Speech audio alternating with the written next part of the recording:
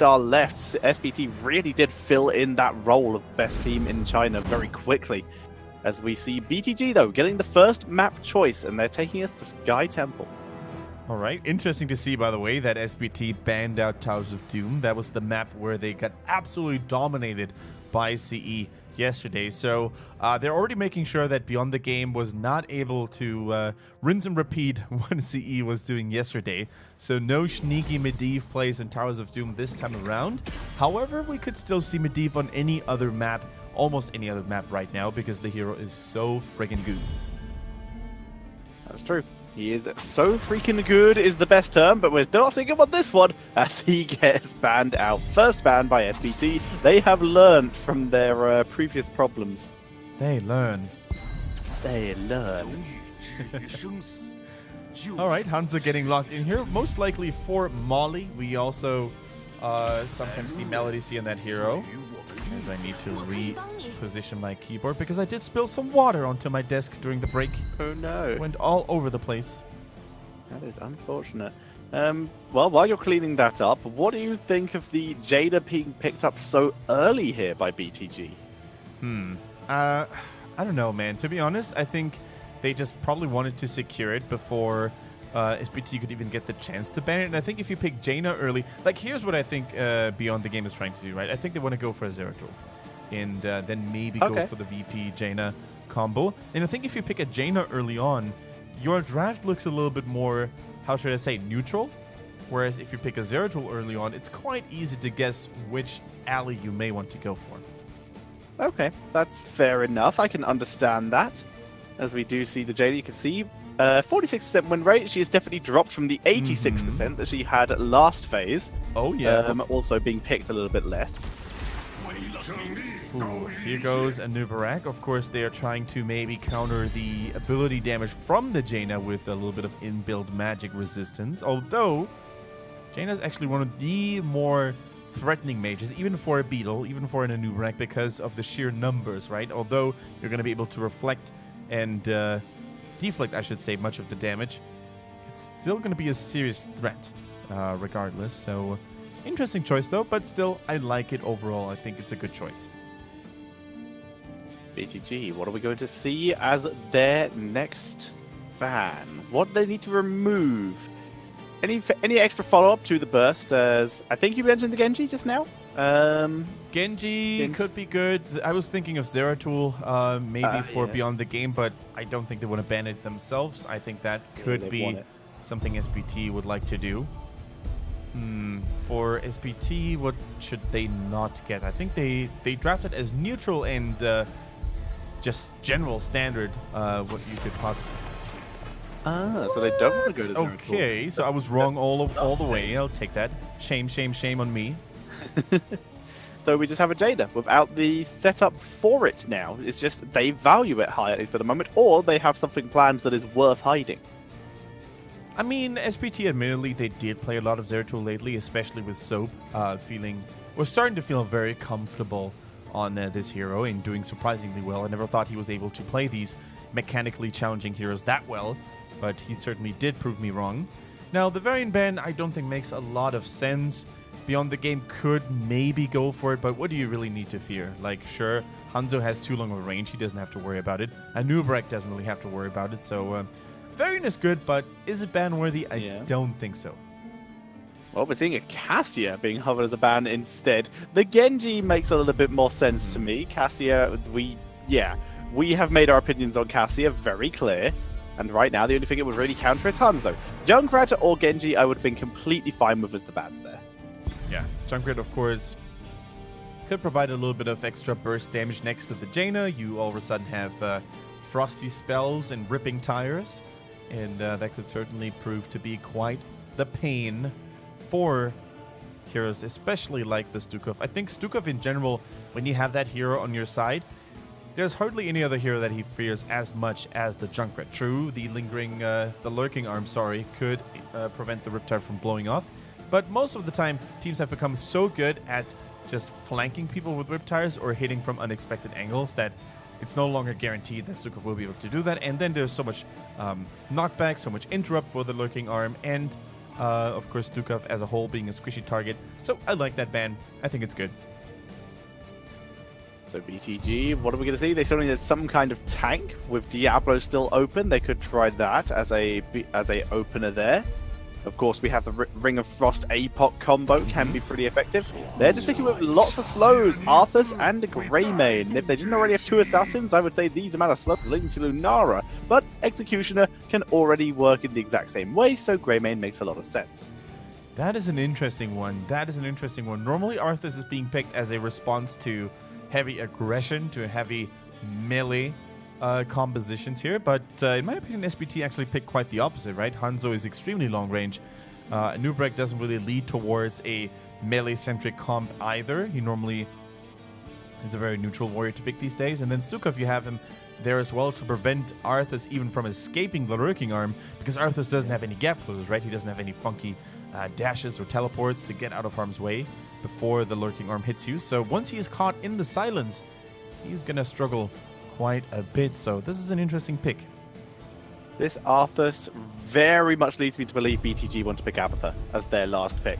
Possible. And I really think they should have picked Muradin and done the exact same thing anyway, because Muradin really does not have the same issues as Arthas does against the Hanzo.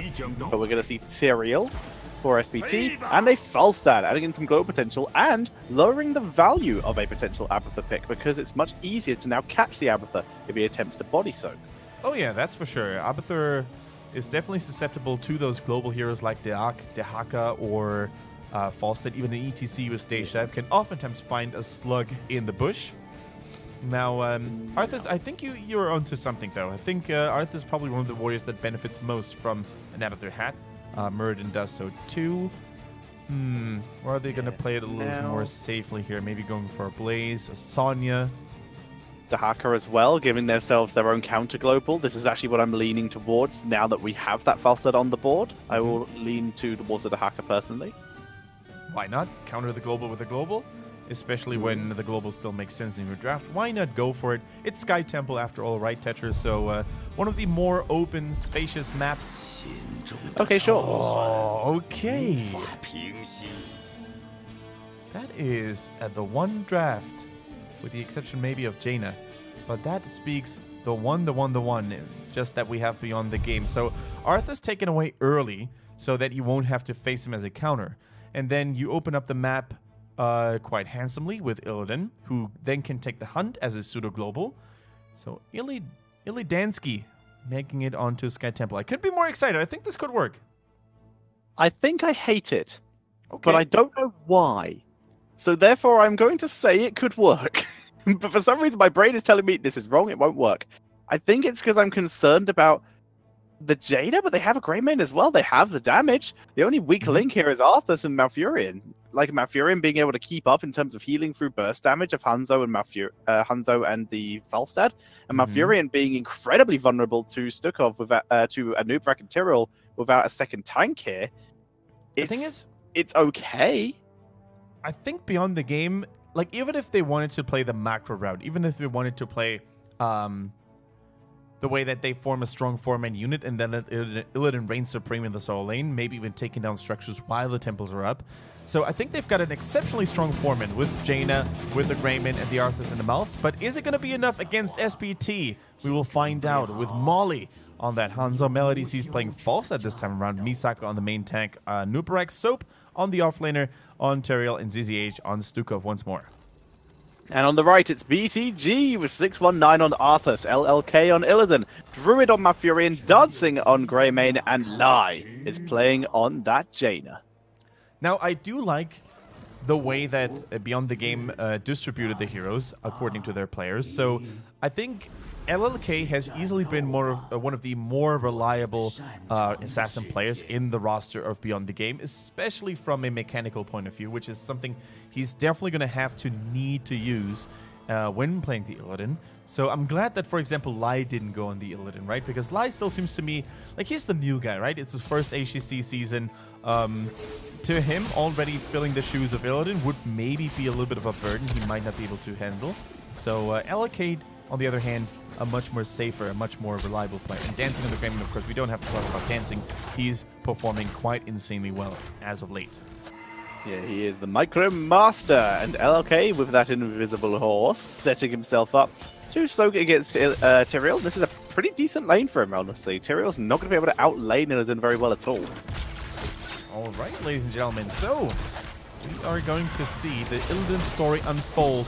Here goes an engage by Misaka, immediately followed by the roots and the Hanzo damage. 619 takes a lot of poke, but stays safe for now. And I think we have to highlight ZZH again, Tetra, because it was, to me, it was the week of ZZH, with the exception maybe of yesterday where they lost to CE, but it was definitely, or should I say, it's the phase of LK. By the way, Melody C slowed down, taking down the Jaina single-handedly. Well done. But ZZH has improved and stepped it up so much compared to Phase 1 and even 2017, where he was oftentimes considered a liability. And his Stukov, I would actually say, has been the most impactful in the league up to this point. I would agree. I think he has been very game-changing with some of the silences, where some of the others have been a little bit not lackluster, but they have yet to be as impactful, or at least been countered better. And a lot of that is to do with ZZH's positioning. Does actually miss the weighted pustule this time, though, because Misaka was just too good with those stuns. Yeah, he was landing every single one of them. Really cool to see, though. 619 was dropping the Howling Blast preemptively because he realized that the lurking on follow-up would be there after the Anubrek, so he kept Anubrek in place for a little bit longer, causing him to take a little more damage than he normally would have. So keep in mind, though, with Anubrek, you can always go for those sneaky sieging maneuvers, spawning beetles that will then take the aggro of all structures. In the meantime, look at Beyond the Game. Although they were pressured on the bottom with Arthas being in a lot of trouble, they're turning on the heat in the top lane. We see the pressure, like you said, trying to be used with this Bruiser Camp. Silence is down, though, and, well, ZZH does what he does, allowing his team to pick up the second kill of the game. They had to put a false set, though, as a reinforcement to have additional, to have enough damage, basically, on the Illidan, who was silenced there. So they're missing a little bit of soak in the middle and the bottom, but that is going to be A-okay if they manage to get enough temporal duration in there to maybe take down the first towers in the game. The pressure is being piled on by SPT, looking to get the double channel for the moment, or the double hold of those temples. 619 and Druid moving into the area with Illidan on the way. It's going to be a 3 versus 3 here as they hold the area for the moment. 4 versus 3 now with the arrival of Dancing. In fact, it's all 5 members of BTG here. Yeah, they're trying to make something work now, and only now does Genji and Falset arrive here to help their allies in need. Melody C now needs to be careful. Almost got caught by the Howling Blast. 619 needs to change his escape route immediately because of the lurking arm hindering him to go towards his teammates. So up to this point, Tyrael, you know, he's just having a good time at the top lane, but most of the channel duration goes down for Beyond the Game after all. So well done by them. Splitting temples fair and square. However, top fort now in serious disarray, and as such, we're going to see SPT grabbing the Bruiser Camp that they never grabbed the first time. They rotated up and cleared it the first time, and we'll only see almost 1v1ing Jaina for a second time. Yeah, that would have gone a little out of hand here if Lai had fallen in a one-on-one situation once again against Melody C. And this is exactly what we talked about earlier, right? Lai is the new guy, you know, he's fairly inexperienced, maybe has a little bit of respect of an all-star veteran like Melody C here, so the difference in individual class can definitely be noted here. We see the move by Misaka to hold this position. If Jaina wants to pop out and say hi, she will be punished. Now wrapping around, looking to see if we can grab someone on the rotation. Has found Malfurion, looking to pick up that kill. Silence is down, but not able to lock Druid down long enough to pick up that kill. Malf escapes for now. Lai is trying to defend the top lane to the best visibility. They need to get rid of the wizard minion here, though, because that one single-handedly shuts down quite a significant amount of Lai's damage to other minions and mercenaries, so they do that exactly. Now, LK posturing up in the bottom lane. He shouldn't really fall that easily to Falset, who tries to duel him. Falset, by the way, he didn't go for a W build. Oftentimes when Falset is in a solo lane against heroes like Malthael, Illidan, like Sonya, they tend to go for a very static shield heavy build, but this time around, all but standard. It's all the standard. Yeah, we have seen sneaky wingmans in the past coming in from Falsters, but like you said, normal build, normal play. So we see both teams making their way towards level 10, Adam. reasonable speed here. Not so bad for BTG, despite losing a couple heroes and many temple shots. They are still going to hit level 10 very shortly after SPT. And I already wonder which kind of irregularity we're going to see from Illidan here. The Hunt, of course, could get insane global value, but the Metamorphosis could also be used to dodge certain abilities, like, let's say, the Dragon's Arrow, like the Cocoon even. If you time it super well, the short, unstoppable, in protected window, should I say, of the Metamorphosis transformation, is definitely going to be able to dodge a couple of abilities here. LLK dodging. Speaking of dodging here, the Impale completely dominating this bottom temple up to this point, and reinforcements for Beyond the Game have arrived.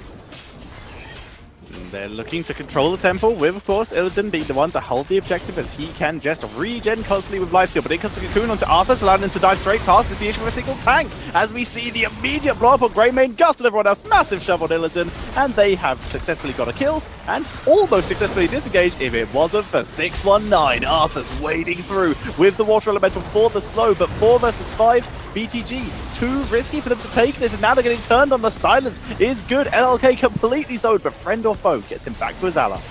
Yeah, you could really see how Druid on the Malfurion was trying to use the tranquility immediately after Greymane was shut down in the lurking arm, but even that was not enough to keep his alliance bunch in safety here. So Greymane a little bit too aggressively on his positioning. Was able to fall there, or did fall, and that cost his teammate to take a little bit of a blow here. But overall, if you think about it, Tetra, I think Beyond the Game salvaged the situation nicely. They didn't lose any more members. They were able to fight back a little here. But Melody C, thanks to his global, already back on pushing duty. Yeah, putting the pressure onto that lane. You can see the base starting to get taken down, and the fort will fall just after before Grey was able to finish off the lane. It was very close. Bot lane taken down as well. The multiple lane pressure from SPT. They have full control of this map. Yeah, this time, by the way, we don't see the classic Wizened Duelist on the on the Greymane here at level 7, but instead we see a good old reliable talent, the Quicksilver Bullets, giving Greymane a little bit of a longer range when his Inner Beast in human form is active. Yep, so the battle of damage versus safety, and, well, Quicksilver Bullets is 100% safety. So, we are seeing Dancing finishing off that mercenary camp, put some pressure onto the bot lane, seeing as the Siege Giants for SPT are not yet available, only spawning now, so they're going to have a little bit of a head start there. Okay. So, what can Beyond the Game do? Their push is reinforced by 2 Siege Giants. However, 13 is dangerously close for SPT, and here it goes. And that is enough to drive the enemy forces back. Illidan was doing his best to maybe try and get a little bit more soaking in there. He spots the tail as Soak rotates to take on the red minions. 13 will be there most likely here for the next temple that is going to spawn in both bottom and top. Which is an unfortunate split for BTG, especially seeing as Illidan has gone for Metamorphosis over the Hunt. But good for him if he takes the team fight. Unfortunately, Sanctification is available for SPT, and that could be a big counter to this. They're going to have to play this so well, BTG, in order to win a fight with this kind of style. Right, LLK just dancing around, using the friend of foe to his brother, actually, into the warm, welcoming hands of Melfreen to get to safety. And that is a blow-up. That is what they were looking for. Beautifully done. The Roots and the Howling Blast. Fantastic. And that boss they killed. No, Gus? Is that a boss? Are they going for it? No, it looks like they want to fight the mid-temple instead. That's good. Illidan staying bot lane to annoy Tyrael, and it's going to be a 4 versus 3 on this mid-temple, and as such, BTG will gain control. Now keep in mind, guys, that Falstaff will appear much more quickly than any other hero because of his global, right? So similar to, let's say, a Dahaka, he can immediately join the fray back here, and that was not really the most useful of massive shoves here. Malfurion pushed against the wall. Now, Arthas dodging the silence here a little bit more efficiently than last time. The mercenary camp is pushing in the top lane. That should be dealt with eventually, and Jaina's already taking on the duty here. Illidan actually left the bottom lane, handing the temple over to Tyrael. Interesting, in my opinion. I think he could have stayed there. I think they were afraid of Falstad flying in, exactly as you said, and giving them an even fight, and they didn't want an even fight. That's what they've been losing this entire game. And as such, they're able to rotate down to Bolt with very few of the shots actually taken, and they're looking to try and turn this. But once again, Stukov setting up on Dancing, but a nice read by Malfurion gives them nice zoning potential. Oh, Arthur sent right right to the back, and this is a terrible fight for BTG now, being forced to pull back. However, Dancing is now in good condition again. All members of Beyond the Game are capable of finding once more. Strong healing, strong protection there by Druid, especially with that Tranquility move, providing 10 additional armor on top of the 10 initial armor of Grayman. But the silence is huge. The lurking arm taking down Arthas. Illidan finds the kill though alongside Grayman. Here they go for yet another blow up. Gust is good, denying Tyrael the trade value, but overall, this is now an even fight for Beyond the Game. Yeah, they go for the throat resets coming in from Dancing there, able to look for even more damage as we see Jaina though getting pressured. Illidan nowhere near a position to save this, and 2 heroes taken out. Illidan gets sent into a building, and Druid may fall as well as Misaka slowly chases him down. Cocoon for good measure, not even needed. They're just going to try and chase LLK, but they know he can outrange them so far. So it's just going to be a poor defensive Malfurion, poor not defensive, pure actual defendable Malfurion, but he's completely in trouble and going to die. What a sad story, Tetcher. Illidan betrayed his brother once more. Every time. You'd think he'd learn. Every Christmas as well. As we see Dancing, or Easter I guess to speak. As we see Greymane fleeing for his life, trying to get Melody C, and does get the counter kill, which is something, but so many deaths on this side with Jaina and Greymane down. Illidan just fleeing for his life. Druid have nowhere to go, and SPT pick up a cheeky boss. Now the question is, Tetcher, do you think they could have gotten away with a boss attempt there? Paulset was still dead for another 20 seconds or so. That was probably the most scary of boss contention points with a Gust, but Tyrael then would have maybe been strong enough to use in Holy Ground. So it's hard to make a good call there. It's hard to make a good decision. But their boss damage is just so huge, right? With Jaina, Greymane, Illidan. That's super strong. Oh, Illidan gets stunned by the boss, and the Holy Ground shuts him down. Frendolfo able to get out of there. Falstad arrives because he thinks there's excitement happening and finishes Season Parchment as well. LLK trying to wrap around, focuses onto Melody C. They're trying to rush past the boss, but the Tornado is trolling them as Arthas gets taken down. Illidan will break the cocoon to give them an escape route. Malfurion ice blocks himself once again to try and keep himself alive. LLK and Dancing forced to retreat. Yeah, the Tornado so far in the backline actually helping out SPT big time, really messing with the follow-up of Beyond the Game, and they're losing member after member. Even there we go, Molly with a shot from downtown, executing Illidan the Betrayer. And I think with 4 Siege Nines reinforcing this point, it could actually be core Tetcher. If they kill Druid here, they're going to have staggers all over the place. They don't fully commit to it. Druid lives yet another day. Silence attempted to grab him from max range. ZZH look as the core is under assault here. I don't even think they've used Metamorphosis yet, so this should be a pretty easy core attempt. As Soap moves very far forward and they begin focusing down. Gust is used. Even more time for them to focus this down, and there goes the core. GG, game number 1 going to Super Perfect Team. Wow, the Super Perfect Team after losing